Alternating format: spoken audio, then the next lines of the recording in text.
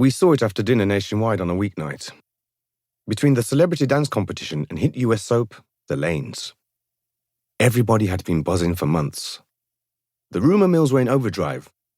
So when the media promised the Body 3000 would be unveiled that very evening, the whole town was talking. We all wanted to see what came next, and we made sure we were in front of the VS when the first ads aired. They said the Body was the best of its kind, a new generation. That science had made the final leap and harnessed creation's power. There was nothing that couldn't be grasped. The future was limitless. There were mostly Seneca supporters, of course, and usually the ones who stood to gain. Employees, the CEO, the mayor. Others said mankind was heading for the fall, that playing God would only lead to death and destruction. But no one listened to them.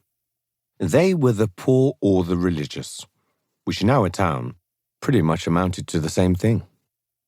There were leaflets printed on flimsy paper you could see your hand through, proclaiming man's inhumanity, the final days. There were panel discussions and news items and petitions. But nothing was going to stop Seneca from launching the Body. We must have known that. We sat in the almost dark for some reason, the flicker of VS light crossing our faces while we waited. The screen went blank for a long time, after the dance show finished. But we could still see, because the eyes of our long-suffering 1250i were bright enough to bathe the room in a soft golden glow, as though we'd been submerged in honey. They stood between the sofa and wall, facing the screen like the rest of us, silent apart from the hum of their workings.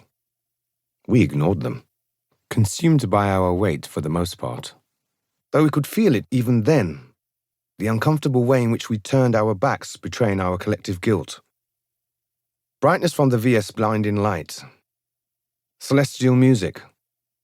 We covered our eyes. When the light grew piercing enough to feel on the back of our hands, it faded and was replaced by the Seneca logo. We nudged each other, lowered arms. The logo was superimposed onto an image of green grass, a cliff edge, blue skies and white clouds. There was a figure. A man standing by the edge of the cliff, arms by his sides, looking out to sea. The camera, which had approached rapidly from high above and behind the man, swooped just above the perfect grass, zoomed towards him, and when it got close, circled, rose and hovered to face him. Piercing blue eyes, high cheekbones, tousled blonde hair, and a cleft chin. Tall and slim, beige slacks, blue shirt, sensible brown shoes. The man was tanned and unsmiling, rugged and good-looking, ignoring the camera and even us. The viewers watching nationwide to look up into the sky at some distant place he perhaps hoped to travel one day. We held our breath. "Welcome," a female voiceover said, "to the world of Seneca. The world of the future now. Welcome to the Body 3000. We couldn't believe it. We leant forward in our seats, jumped from the sofa, crowded the view screen. The man placed both hands on his hips, raised his chin. The celestial music reached a crescendo.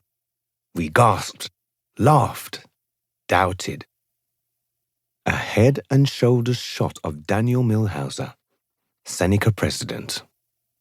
We relaxed. That couldn't have been the Body we reasoned. What a terrible ad. Very confusing.